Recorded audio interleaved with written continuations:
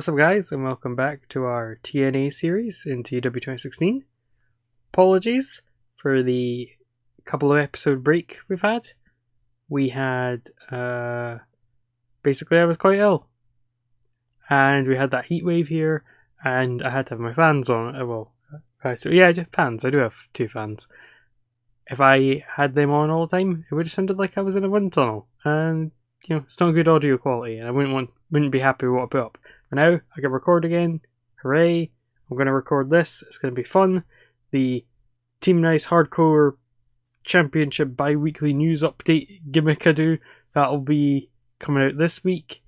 And then the next week, so you'll get two in a row, because it's late a week now. Sorry about that. But enough apologising.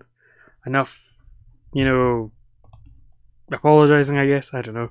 I'm still a bit ill. It probably comes across. We're going to jump into this episode of TNA Impact.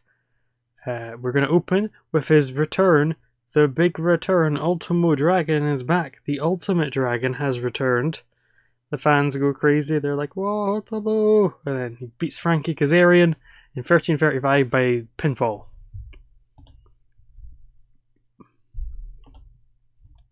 Then following that, Samoa Joe comes out. And he's like, Ultimo? Do you remember me? And he's just like, do you remember what I did to you? Do you remember how I think broke your arm? Or messed up your arm somehow? Can't remember what Ultimo's injury was. I should have looked that up before I started recording this. But Ultimo had an injury to his arm. And that's what Samoa Joe's doing. He's like, remember what I did to you? Yeah, punk. And Ultimo Dragon's like, whoa. And all the fans are like, boo. I guess it's 69. Nice. Then in about that subpar wrestling and Little Heat, the Motor City Machine Guns defeat Helena's Hunks in 3 minutes and 14 seconds when Alex Shelley defeats a Matt Striker by pinfall. During the match, we also had Simon Diamond accidentally hit Striker. In terms of in-ring work, Chris Sabin was the best. Oh my god, 62! 51, damn! The Machine Guns are improving rapidly, which is good. Get some a bit more momentum. Bit of a bad rating, but this is just to kind of get rid of Helena's Hunks, because one of them's leaving, and I'm not keeping her in the other one, because I need to trim my roster a wee bit. A decent match. John Cena defeats Chris Sabin in 8:25 by pinfall with a spin-out powerbomb. Of course, the next show, which is not Hard Justice, the Terry Funk Memorial. Is it the Terry Funk Memorial? It might be. No, because did that person already win it? I don't know. Anyway, our next show, the AMW Wrestling Cena and Punk, who won the tag titles, if you remember that. Now, I'm sure the Funk Memorial's already happened, but now I'm paranoid it hasn't. And then about that had good wrestling and a decent reaction from the crowd.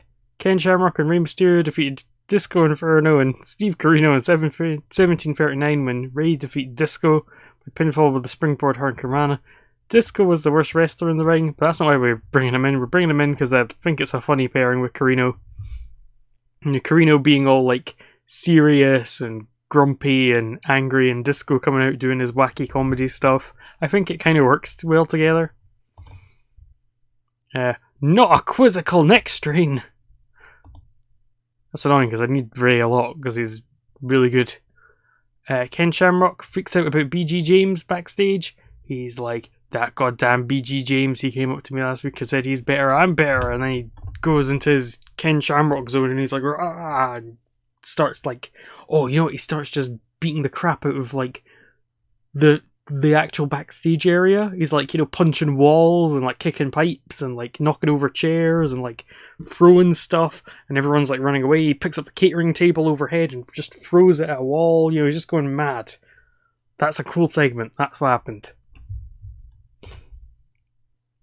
In our main event, I think, in a superb match, Monty Brown and Steve Austin defeat Jeff Jarrett and Rob Van Dam. Yes, the Terry Funk Memorial has happened, because Monty Brown won it.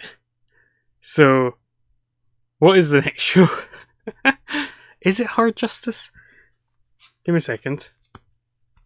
But in a superb match, Monty Brown and Steve Austin defeat RVD and Jeff Jarrett in 21:29. when Monty Brown defeats Jeff Jarrett by pinfall with a pounce. I love the pounce. Such a great move. Austin was the best wrestler, not entirely surprising. 78B, pretty decent rating for that like stacked main eventer match. TNA pay-per-view August. I'm seeing what the real one was in August and see if I can deduce what my one might be.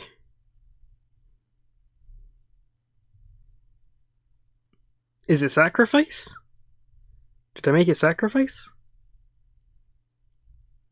Or was it Hard Justice? No, I've done Hard Justice, I'm pretty sure. So maybe a Sacrifice? I don't know, we're building up to some pay-per-view. We'll check after the show and find out what we're building to. And then Bret Hart issues an ultimatum to close the show. Hogan, he refused Monty Brown's challenge that he's entitled to contractually for winning the Terry Funk Memorial. And Bret Hart says, well, if Hogan wants to do that, he can refuse your challenge, Monty. He can refuse it. But he has to relinquish the NWA World's Heavyweight title. Dun dun dun! There you go, some drama. Oh, I just dropped my phone. That's fun. A 90A rating. This is so good for Monty Brown. End the show. 76B-. Popularity up in 11 regions. That's what I like to see. Tony Casino began his wrestling career at a late age, but for good reason. He got a college education, had a great job after he was fired. Oh, that took a sad turn. Let's have a look at our schedule. It is Sacrifice. There we go. That's the show we're building to. So at Sacrifice, we'll see that tag team match. It's very exciting, isn't it? Ignore that screen. But yeah, that'll do it for this episode. No, it won't, because I need to look at the top 100. You can tell it's a wee while since I've done one of these, and I'm still kind of ill and a bit gross. I'm feeling a bit gross anyway. What month is this? This is August. So let's see, August. Impact August. There it is! Number 9th. Best episode of our company's history so far. That's pretty cool. Any of the matches? April, May, June, November. There we go, number 7th. Best match. Not bad, actually. I feel like Kazarian and Ultimo Dragon are probably in here somewhere. I just noticed one of our best matches is Kaz Hayashi versus Scotty the Hottie. What a great company we have. I hope you enjoyed this episode. If you did, you can leave a like. If you want to see other stuff I do, you can subscribe. And I'll see you in the next one. Bye.